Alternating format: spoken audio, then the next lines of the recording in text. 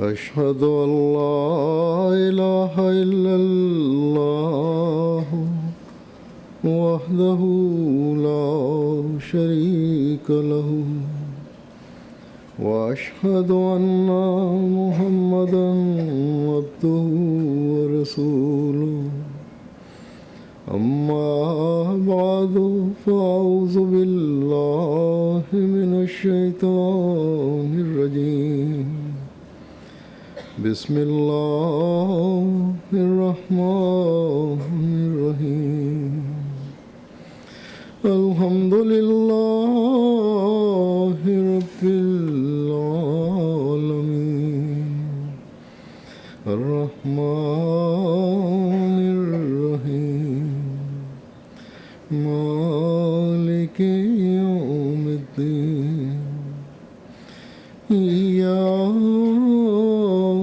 نعبد وإياك نستعين اهدنا الصراط المستقيم صراط الذين أنعمت عليهم غير المغضوب عليهم ولا الضالين۔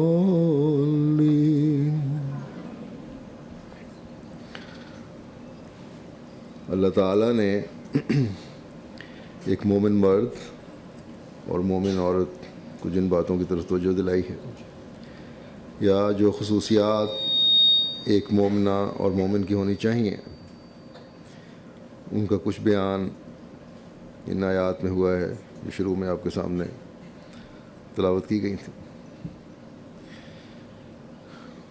ان باتوں کی مختصر وضاحت میں بعد میں آخر میں کروں گا۔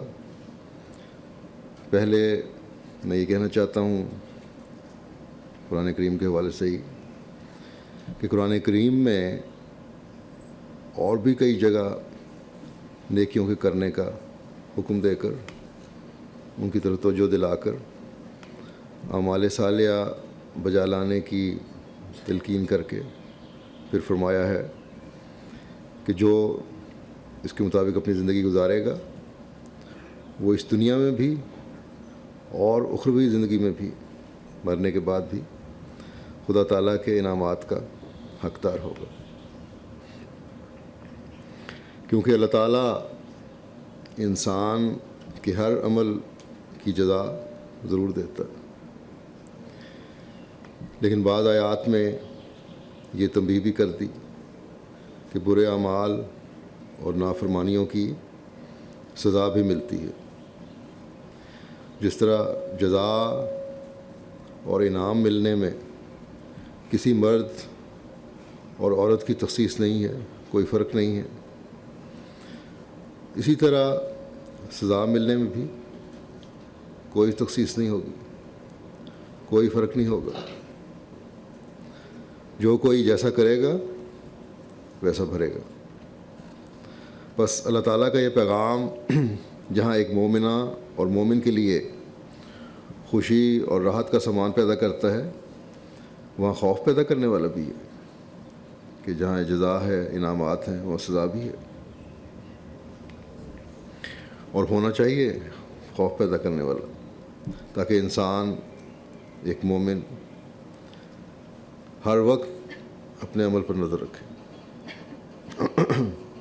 اور ایسے عمل کرے جو اللہ تعالیٰ کی رضا کے حصول کا باعث بنے۔ اور ایک احمدی عورت اور مرد کے لیے تو اور بھی زیادہ توجہ کا مقام ہے کہ ہم اس زمانے کے امام کو ماننے والے ہیں، جس نے کھول کھول کر ہمیں اس طرح توجہ دلائی ہے،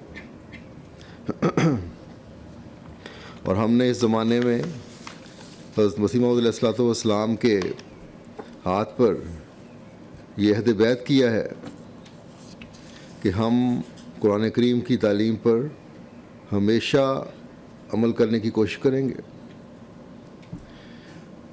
بیعت کی چھٹی شرط، جو شرائط بیعت ہیں، ان کی چھٹی شرط یہ ہے کہ قرآن کریم کی حکومت کو بکلی اپنے سر پر قبول کریں گے۔ اب یہ عہد جس طرح مردوں نے کیا ہے، احمدی عورتوں نے بھی کیا ہے۔ قرآن کریم کی حکومت صرف اس طرح تو قبول نہیں ہوگی کہ ہم کہہ دیں کہ الحمدللہ ہم قرآن کریم کو خدا کا کلام سمجھتے ہیں، ہم نے اپنے بچوں کو قرآن کریم پڑھا دیا، ایک دفعہ آمین کروا لی۔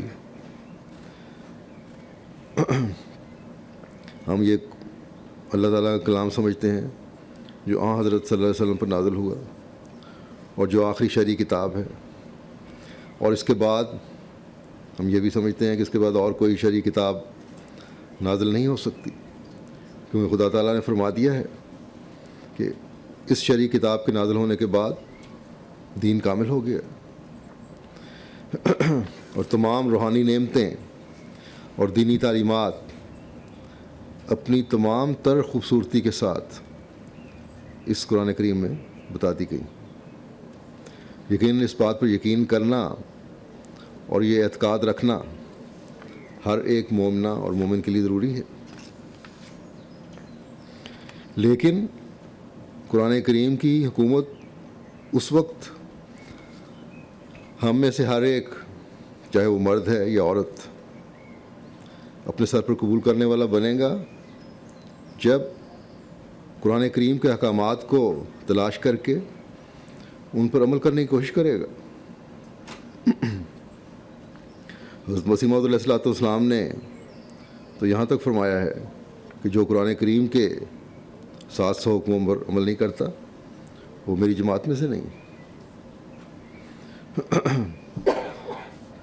بے شک آپ نے فرمایا، بے شک تم بیعت میں تو شامل ہو گئے ہو، تم نے یہ بھی مان لیا کہ جو مسیح و مہدی آنے والا تھا وہ آ گیا ہے،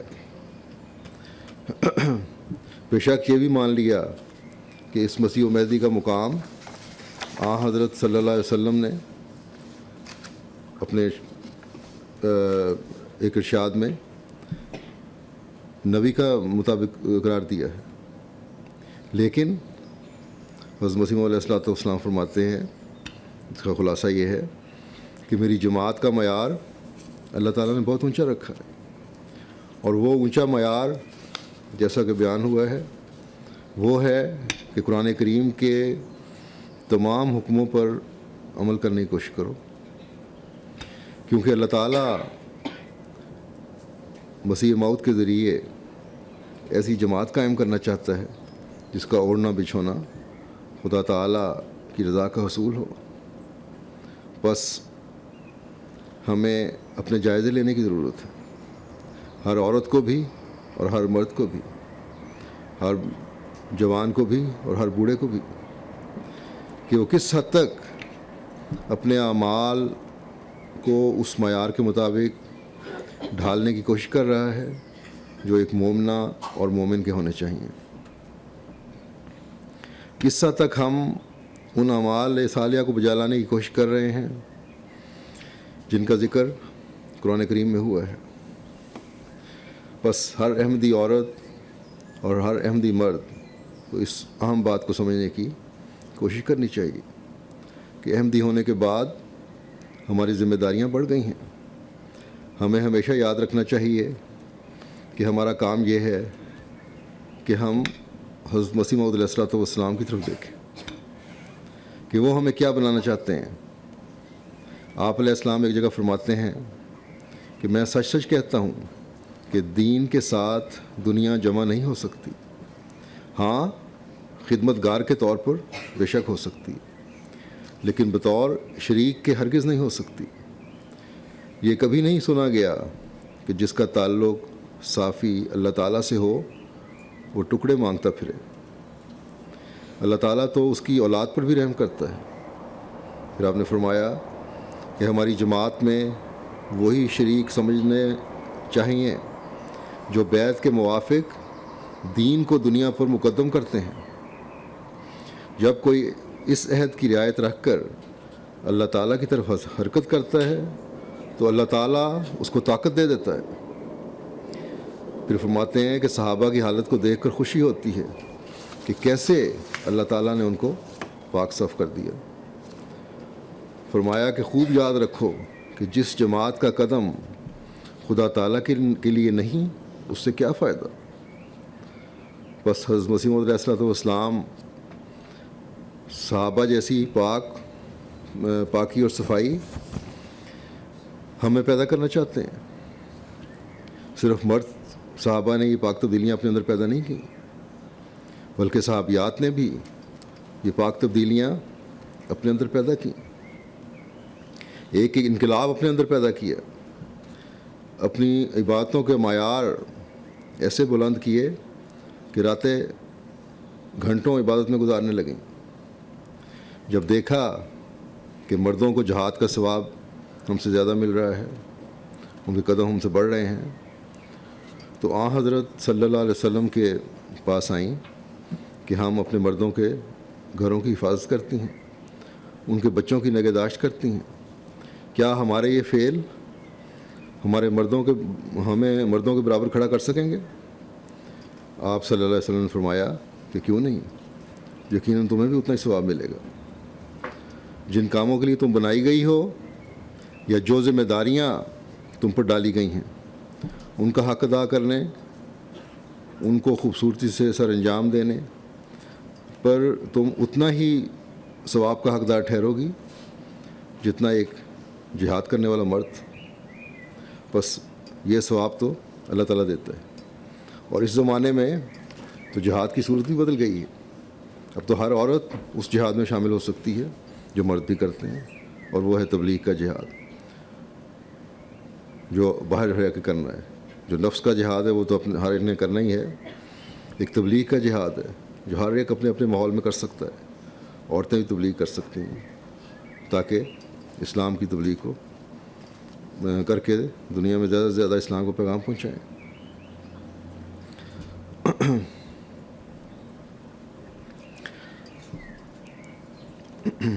بس اللہ تعالیٰ تو ہر ایک کو یہ ثواب دیتا ہے جو بھی کوئی نیک کام کرے گا، اور اللہ تعالیٰ کبھی بغیر جزا کے نہیں چھوڑتا. لیکن اس کا حق ادا کرنے کے لیے حضرت مسیح موعود علیہ السلام نے نفس کی قربانی اور اعمال صالحہ کو ضروری قرار دیا ہے. آپ فرماتے ہیں کہ وَأَمَّا مَنْ خَافَ مَقَامَ رَبِّهِ وَنَهَى النَّفْسَ عَنِ الْهَوَىٰ فَإِنَّ الْجَنَّةَ هِيَ الْمَأْوَىٰ. یعنی اور جس نے اپنے رب کی شان سے خوف کیا اور اپنے نفس کو گری ہوئی خواہشات سے روکا، بس یقیناً جنت اس کا ٹھکانہ ہوگی. یہ آیت بیان فرما کے یہ آیات جو ہیں حضرت مسیح موعود علیہ السلام فرماتے ہیں کہ اس سے معلوم ہوتا ہے کہ وہ بہشتی زندگی اور جنت جو ہے اسی دنیا سے شروع ہو جاتی ہے. بس ہمارے ہر عمل اور قول کو خدا تعالیٰ کے حکم کے مطابق ہونا چاہیے تاکہ اس دنیا سے ہی یہ جنت کی زندگی شروع ہو جائے. یاد رکھیں، یہ جنت کی زندگی جو ہے یہ دنیا میں پڑھنے سے نہیں ہوتی، بلکہ دین کے ساتھ وابستہ رہنے سے ہوتی ہے. جیسا کہ حضرت مسیح موعود علیہ السلام نے فرمایا کہ دنیا بطور خدمتگار کے طور پر ہو تمہاری، دنیا تمہاری نوکر ہو، دنیا تم پر حاوی نہ ہو، بلکہ تم دنیا پر حاوی ہو جاؤ. تم دنیا کو اپنے پیچھے چلانے والی بنو، نہ کہ خود دنیا کے پیچھے چلنے والی بن جاؤ.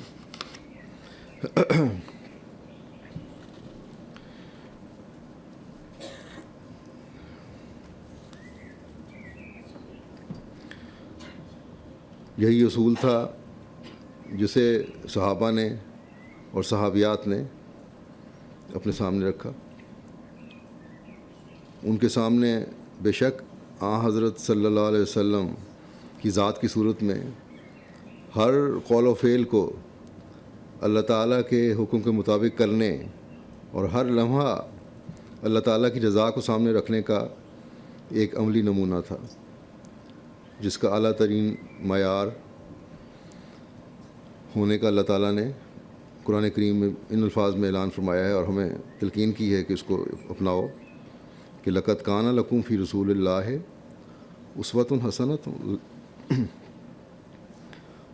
حسنۃ لمن کان یرجو اللہ والیوم الآخر وذکر اللہ کثیرا. تمہارے لیے اللہ تعالیٰ کے رسول میں ایک کامل نمونہ ہے وہ جو اللہ تعالیٰ اور یوم آخر کے ملنے کی امید رکھتے ہیں اور اللہ تعالیٰ کا بہت ذکر کرتے ہیں. بس اس نمونے کی پیروی کرو. جیسا کہ میں نے کہا کہ صحابہ کے سامنے یہ نمونہ تھا جو آن حضرت صلی اللہ علیہ وسلم کی ذات کی صورت میں تھا آپ کی زندگی میں، اور انہوں نے اس کی پیروی کی اور نفس کی خواہشات کو مٹا دیا اور دین کو دنیا پر مقدم کر لیا. وہ تاجر بھی تھے لیکن خدا تعالیٰ کا خوف رکھتے تھے. وہ غلام بھی تھے، لونڈیاں بھی تھیں، لیکن خدا تعالیٰ کا خوف اپنے دنیاوی آقاؤں سے زیادہ تھا ان میں. وہ دنیا کے دوسرے کاموں میں بھی مصروف ہوتے تھے لیکن خدا تعالیٰ کو نہیں بھولتے تھے. اور خدا تعالیٰ کا خوف رکھنے اور آن حضرت صلی اللہ علیہ وسلم کے اسوہ حسنہ پر چلنے کی صحابیات بھی ویسی کوشش کرتی تھیں جیسی صحابہ کرتے تھے. اور یہ کوشش اور قرآن کریم کی حکومت کو بکلی اپنے سر پر قبول کرنے کا نتیجہ ہی تھا کہ حضرت عائشہ رضی اللہ تعالیٰ عنہا نے وہ مقام حاصل کیا کہ آن حضرت صلی اللہ علیہ وسلم نے فرمایا کہ آدھا دین عائشہ سے سیکھو، اور آپ مردوں کے لیے نمونہ بن گئیں. اس طرح کئی صحابیات نے ایسے کارہائے نمایاں سر انجام دیے کہ آن حضرت صلی اللہ علیہ وسلم نے ان کو مردوں سے آگے نکل جانے والا فرمایا. آج بے شک وہ انسان کامل تو ہم میں موجود نہیں ہیں جنہوں نے مردوں کو زندہ کر دیا تھا اور اپنے عملی نمونے اور قوت قدسی سے ایک انقلاب برپا کر دیا تھا. لیکن وہ آخری شرعی کتاب، وہ کامل و مکمل شریعت قرآن کریم کی صورت میں ہمارے سامنے موجود ہے. آن حضرت صلی اللہ علیہ وسلم کا اسوہ اور سنت ہمارے سامنے موجود ہے. آپ اب تا قیامت وہ زندہ رسول ہیں جو چاہے جن کو بشیر تقاضے کے تحت اللہ تعالیٰ نے وفات دے دی، لیکن پھر بھی آپ کا اسوہ جو ہے ہمارے سامنے موجود ہے اور تا قیامت اب یہ ہمارے سامنے موجود رہنا ہے. بس اس نمونے پر چلنے کی ہر ایک کو کوشش کرنی چاہیے.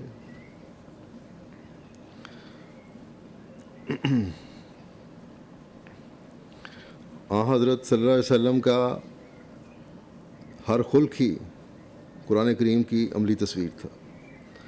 ہمارے لیے حضرت عائشہ نے یہی فرمایا جب ان سے پوچھا گیا کہ آن وسلم کے بارے میں بتائیں، تو آپ نے فرمایا کہ آن حضرت صلی اللہ علیہ وسلم کا ہر خلق قرآن کریم کی عملی تصویر تھا. بس ہمارے لیے کوئی بہانہ نہیں رہ گیا، کوئی راہ فرار نہیں ہے کہ ہم کس طرح اس اسوے پر عمل کریں جو ہمیں موجود نہیں ہے زندہ صورت میں. اور پھر اس زمانے میں یہ دیکھیں کہ قرآن کریم کی حکومت ہمارے سروں پر قائم کرنے کے لیے اللہ تعالیٰ نے مسیح موعود اور مہدی موعود کو بھیجا ہے. اور یہ تمام احکام اس طرح کھول کر آپ نے ہمارے سامنے رکھ دیے ہیں کہ اس کے سوا اب اور کوئی چارہ نہیں کہ مسیح موعود کی جماعت سے منسوب ہو کر ہم ان قرآنی احکامات کو اپنی زندگیوں کا حصہ بنا لیں. اور نہ صرف اپنی زندگیوں کا حصہ بنا لیں، اس اسوہ کو جاری رکھیں، بلکہ اپنی نسلوں میں بھی جاری کرنے کی کوشش کریں، کیونکہ نسلوں کی ذمہ داری عورت پر ڈالی گئی. مائیں جب اپنے بچوں کو اپنا مقام قرآن و حدیث کے حوالے سے بتاتی ہیں تو اس کا حق ادا کرنے والا ہی بننا ہوگا. عورت کے قدموں کے نیچے جنت کی جب خوشخبری دی گئی ہے تو ہر عورت اس جنت کی ضامن نہیں بن گئی. جنت کی ضمانت دینے والی عورت دنیاوی کھیل کود میں پڑنے والی عورت نہیں ہے، دنیاوی اور ذاتی خواہشات کی تکمیل کرنے والی عورت نہیں ہے، بلکہ وہ عورتیں وہ ہیں جو قرآن کے احکامات پر عمل کرنے والی ہوں۔ وہ بھی تو عورت تھی جس کی زبان اس کے بیٹے نے اس لیے کاٹ لی تھی کہ اگر یہ میری صحیح تربیت کرتی، بچپن سے ہی میرے ہر برے کام کو ماں کی ممتا کا نام دے کر لاڈ پیار سے ٹال نہ دیتی، تو آج یہ بیٹا برے کام سیکھ کر پکا ڈاکو اور قاتل نہ بن جاتا اور پھانسی کے تختے پہ نہ پہنچتا۔ بس جو مائیں اپنے بچوں کی تربیت نہیں کرتیں، اگر ان کے بچے ان کی زبان کاٹ کر دنیا کو یہ نہیں بھی بتاتے کہ میرا گناہ کی طرف اٹھنے والا ہر قدم جو ہے وہ میری ماں کی بری تربیت کا نتیجہ ہے، تو تب بھی زمانے کو، دنیا کو ایسے بچوں کی حرکتوں کو پتہ لگ جاتا ہے، دین سے دور جانے کی وجہ سے پتہ لگ جاتا ہے، ماں باپ کا ادب و احترام نہ کرنے کی وجہ سے پتہ لگ جاتا ہے، غلط قسم کے لوگوں میں بیٹھنے کی وجہ سے پتہ لگ جاتا ہے کہ ان بچوں کی اس تربیت پر عموماً گھر کے ماحول کا اثر ہے، ماں کی تربیت کی کمی کا اثر ہے، زیادہ لاڈ پیار کا اثر ہے۔ بس احمدی مائیں جو اس ماحول میں رہ رہی ہیں، بچپن سے ہی اپنے بچوں کے لیے وہ ماں بن کر دکھائیں جو انہیں ہر برے بھلے کی تمیز کر کے دکھانے والی ہو، انہیں دین سے جوڑنے والی ہو، ان کے دلوں میں خلافت سے محبت اور احترام کا تعلق پیدا کرنے والی ہو، ان میں سچائی کے اعلیٰ ترین معیار قائم کرنے والی ہو۔ ہم میں سے اکثر اچھے اخلاق سیکھنے سکھانے کی باتیں کرتے ہیں، قرآن کریم کے حکم قول سدید یعنی ایسا سچ جو اعلیٰ ترین معیار کا سچ ہو، جس میں کوئی ایچ پیچ نہ ہو، کو اپنانے کی باتیں کرتے ہیں۔ اس نیک بچے کی تو مثال دیتے ہیں جس نے ماں کی نصیحت پر عمل کرتے ہوئے ڈاکوؤں کو سچائی سے کام لیتے ہوئے اپنی چھپی ہوئی اشرفیوں کے بارے میں بتا دیا تھا اور اپنے نقصان کی کچھ بھی پرواہ نہیں کی تھی، اور سچائی کو دنیا کی ہر دولت پر ترجیح دی تھی۔ لیکن اپنے جائزے لیں اور دیکھیں کہ کتنی مائیں ایسی ہیں جو وقت آنے پر خود بھی سچ کے اس معیار پر عمل کرنے والی ہیں۔ یہ ادھر نہیں ہونا چاہیے کہ آپ ہمیں نصیحت کرتے ہیں لیکن فلاں عہدیدار کی سچائی کا معیار بھی ایسا نہیں ہے۔ میں اگر کوئی بات کہتا ہوں تو ہر ایک کے لیے کہتا ہوں۔ دوسرے یہ کہ خدا تعالیٰ نے یہ نہیں کہنا کہ تمہارے جھوٹ کو میں اس لیے معاف کر دیتا ہوں کہ فلاں عہدیدار بھی جھوٹا ہے، جھوٹی ہے۔ ہر ایک نے اپنا حساب خود دینا ہے، نہ ہی کبھی یہ دنیا میں ہوا ہے اور نہ کسی نے دیکھا ہے کہ بچے کی غلط تربیت کے بد نتائج اس لیے نہ نکلیں کہ فلاں عہدیدار نے یا فلاں شخص نے بھی اپنے بچے کی اچھی تربیت نہیں کی۔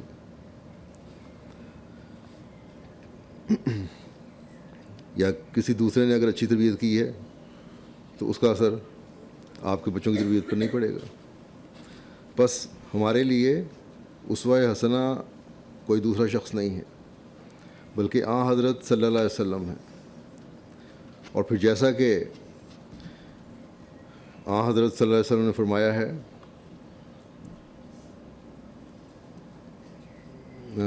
اور آپ کے صحابہ اور صحابیات کے فرمایا حضرت صلی اللہ علیہ وسلم نے کہ میرے صحابہ اور صحابیات وہ ستارے ہیں جو ہمیں راستہ دکھانے والے ہیں۔ اور پھر اس زمانے میں حضرت صلی اللہ علیہ وسلم کے غلام صادق اور عاشق صادق کی وہ ذات ہیں جو ہمارے لیے نمونہ ہے۔ بس ہم نے ان لوگوں کے پیچھے چلنا ہے۔ پھر خلافت کا جاری نظام ہے جو رہنمائی کرنے والا ہے۔ بس کسی دوسرے شخص کو ہم نے نہیں دیکھنا، ان چیزوں کو ہم نے دیکھنا ہے اور اس کے مطابق اپنی زندگیوں کو اسلامی تعلیم کے مطابق ڈھالنے کی کوشش کرنی ہے. بس ہر عورت کی ان باتوں کی طرف نظر ہونی چاہیے. بس جب یہ ہوگا تو پھر یقیناً آپ میں سے ہر ایک وہ ماں ہوگی جس کے پاؤں کے نیچے جنت ہے، جو اپنے بچوں کی جنت کی ضمانت ہے. حضرت مسیح موعود علیہ السلام نے فرمایا ہے کہ اس زمانے کا حسن حسین میں ہوں، یعنی وہ مضبوط قلعہ ہوں جس کے ساتھ تعلق جوڑ کر تم اپنے آپ کو محفوظ کر سکتے ہو. اور یہ تعلق اسی صورت میں جڑ سکتا ہے، یعنی حقیقی تعلق جو ہمیں تمام آفات سے بچا سکتا ہے، جب ہم دین کو دنیا پر مقدم کرتے ہوئے آپ کے بتائے ہوئے راستے پر چلیں گے. یہ بدقسمتی ہے ان لوگوں کی جو کہتے ہیں کہ ہم احمدی تو ہیں لیکن ہم مرضی ہے، ہم اپنی مرضی کریں گے یا کریں گی. اگر اپنی مرضی کرنی ہے تو پھر اس مضبوط قلعے میں داخل ہونے والی نہیں سمجھی جائیں گی. بس اگر آپ اپنے آپ کو محفوظ رکھنا چاہتی ہیں، اپنی اولاد کو محفوظ رکھنا چاہتی ہیں، اپنے گھروں کو محفوظ رکھنا چاہتی ہیں، تو ان تمام باتوں پر عمل کرنا ضروری ہے جو اللہ تعالیٰ اور اس کے رسول صلی اللہ علیہ وسلم نے بتائی ہیں، اور جن کو اس زمانے میں کھول کر حضرت مسیح موعود علیہ السلام نے ہم تک پہنچایا ہے. اس مضبوط قلعے میں داخل ہونے کے لیے اپنے نفس کی قربانی دینی ہوگی. ان ملکوں میں آ کر سب سے پہلا بد اثر جو عورتوں پر پڑتا ہے عموماً دیکھا گیا ہے وہ ہے پردوں کا اترنا. پردہ قرآنی حکم ہے، یہ کوئی ایسا حکم نہیں ہے جس کے بارے میں عورتوں کو یہ چھوٹ دے دی گئی ہو کہ کرنا ہے تو کرو، نہیں کرنا تو نہ کرو. بلکہ بڑا واضح حکم ہے کہ اپنے سر کو ڈھانکو، اپنے چہرے کو ڈھانکو، اپنے سینے کو ڈھانکو. بس جو اس کی خلاف ورزی کرتا ہے وہ قرآن کریم کے حکم کی خلاف ورزی کرتا ہے. یہ احساس کمتری ہے ہر اس عورت میں جو سمجھتی ہے کہ میں نے پردہ کیا تو میں اس ماحول میں سموئی ہوئی نہیں لگوں گی، اس میں جذب نہیں ہو سکوں گی، مجھے لوگ کیا کہیں گے، لوگ میرا مذاق اڑائیں گے.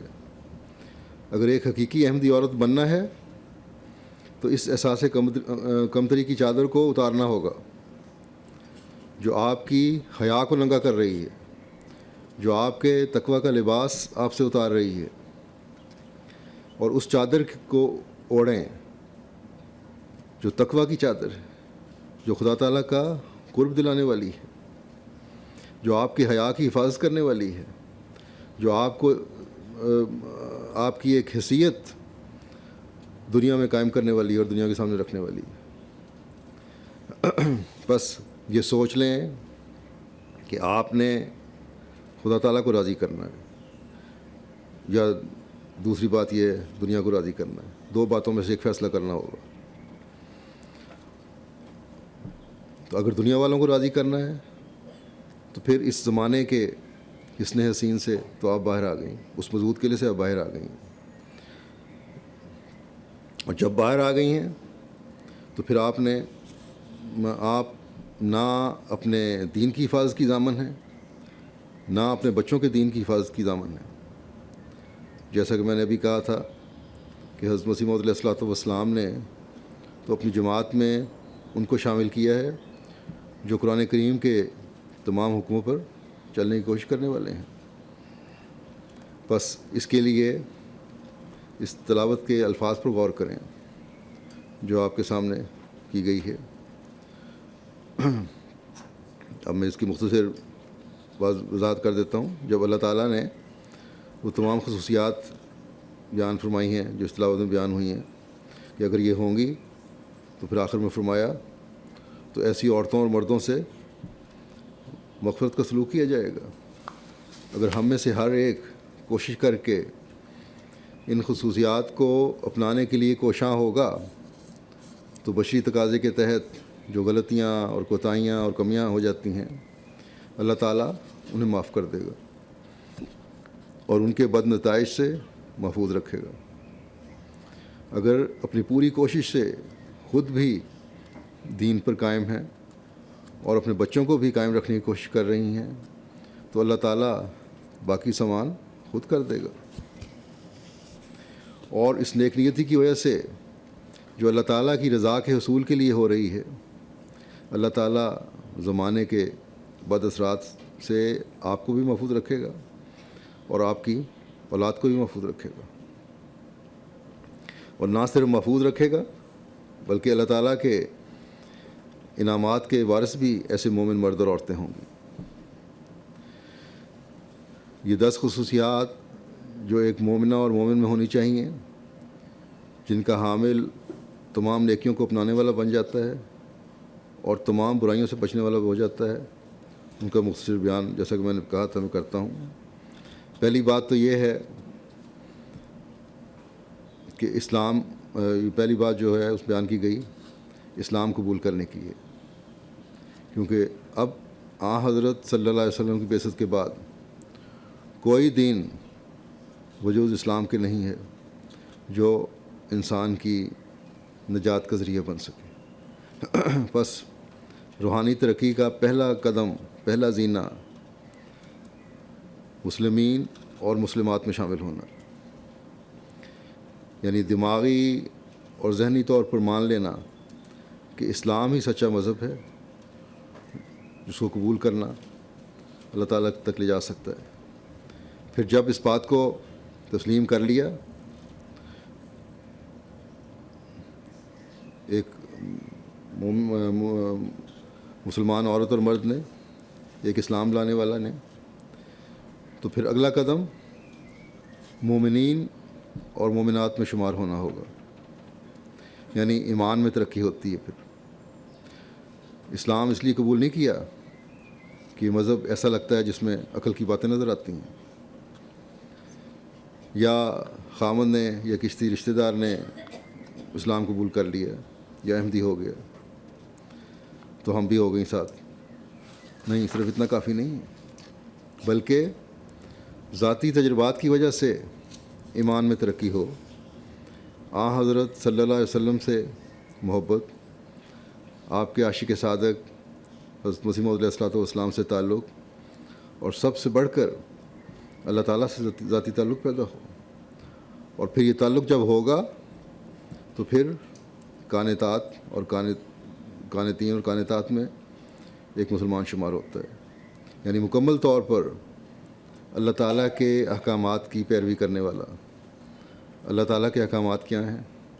وہی جو قرآن کریم میں بیان ہوئے ہیں، جیسا کہ حضرت مسیح علیہ الصلوۃ والسلام نے فرمایا ہے، پہلے بھی بیان کر چکا ہوں کہ قرآن کریم کی حکومت کو بکلی طور پر قبول کرنا، اس کے ہر حکم کو ماننا۔ کل میں نے خطبے میں بیان کیا تھا، حضرت مسیح نے فرمایا ہے کہ ایک آدھ خلق نہیں اپنانا، ایک آدھ حکم پر عمل نہیں کرنا، بلکہ حقیقی متقی وہ ہوتا ہے جو ہر حکم پر عمل کرنے کی کوشش کرتا ہے۔ اور یہ قبول کرنا جو ہے یہ صرف مجبوری کی وجہ سے نہ ہو، بلکہ خدا تعالیٰ سے محبت کی وجہ سے ہو۔ پھر اگلی حالت اللہ تعالیٰ نے یہ بیان فرمائی ہے کہ صادق بنو، ان لوگوں میں شمار ہو جو صادقین اور صادقات کہلاتے ہیں۔ یہ حالت کن کی ہوتی ہے؟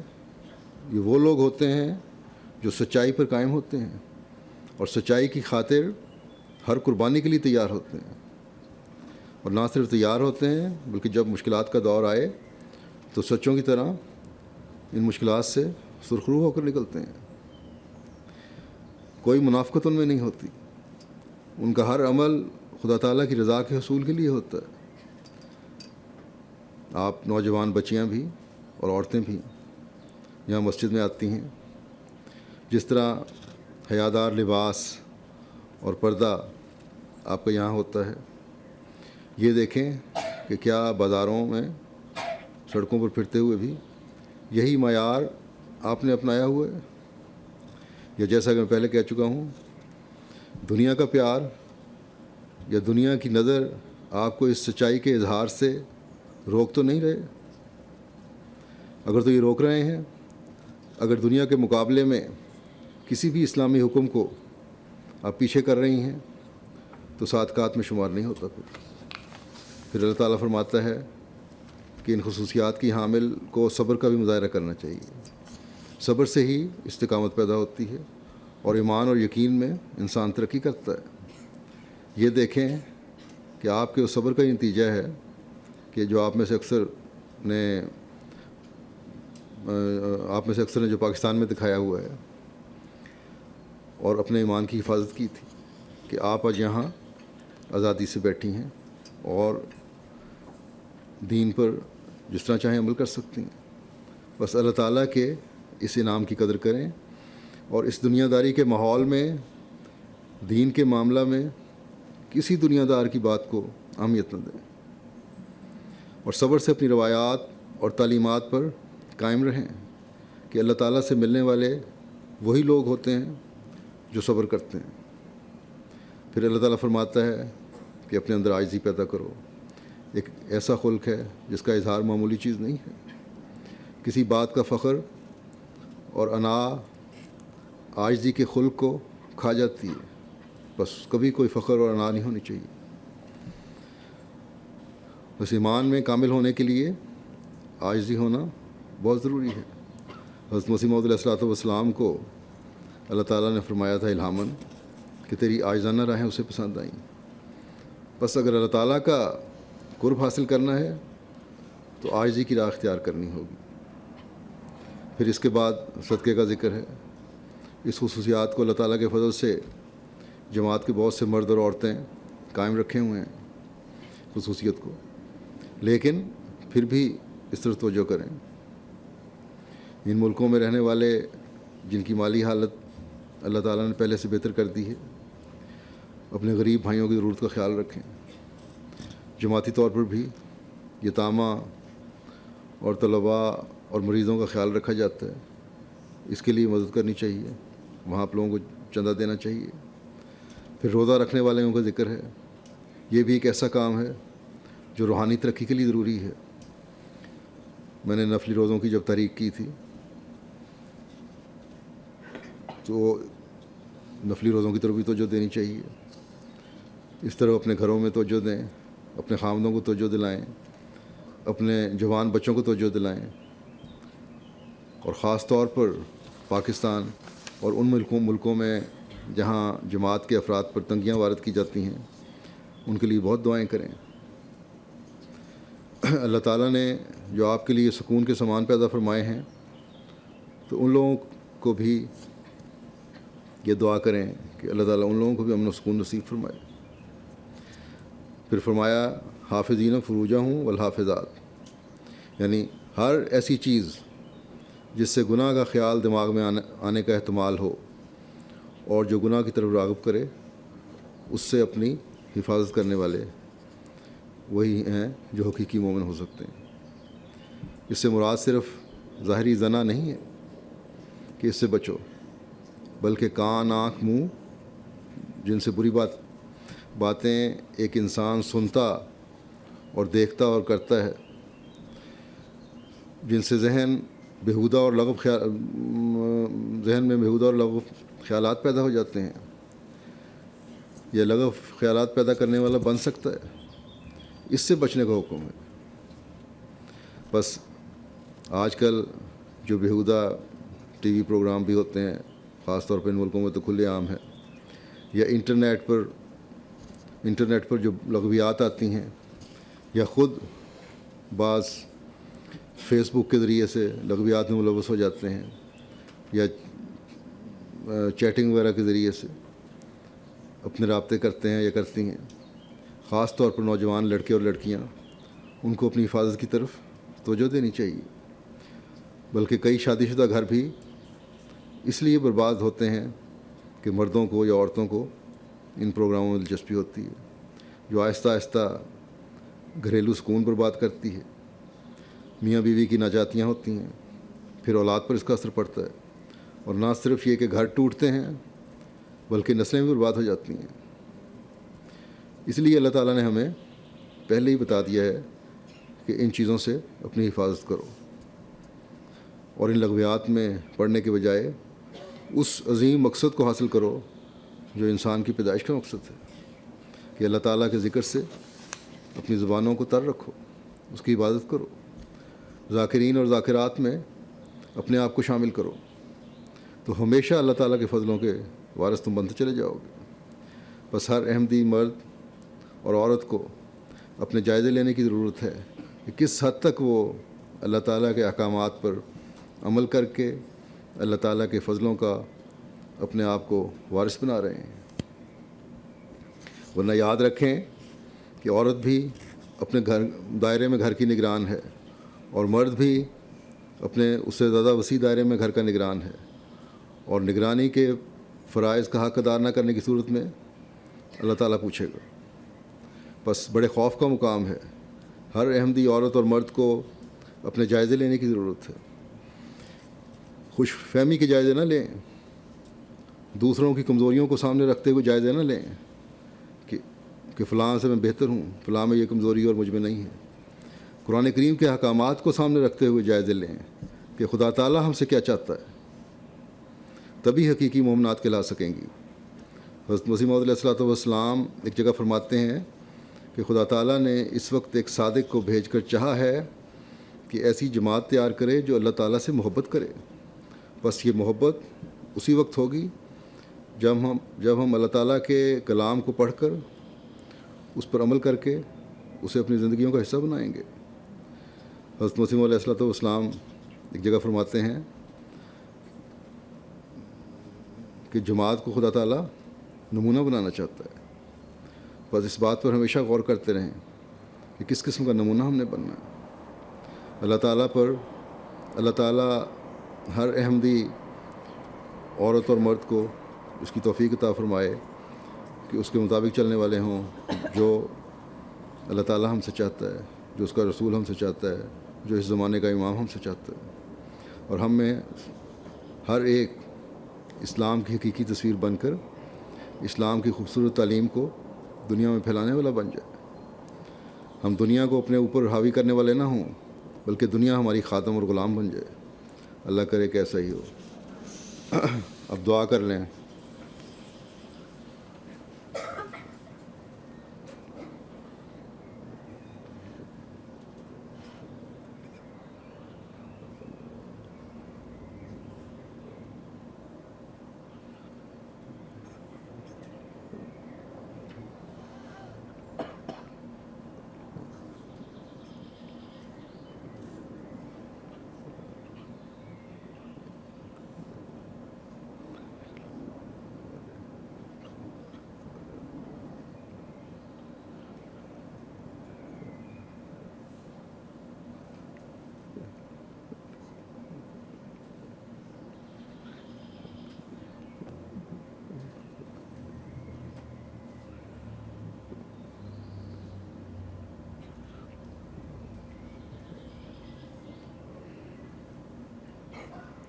آمین۔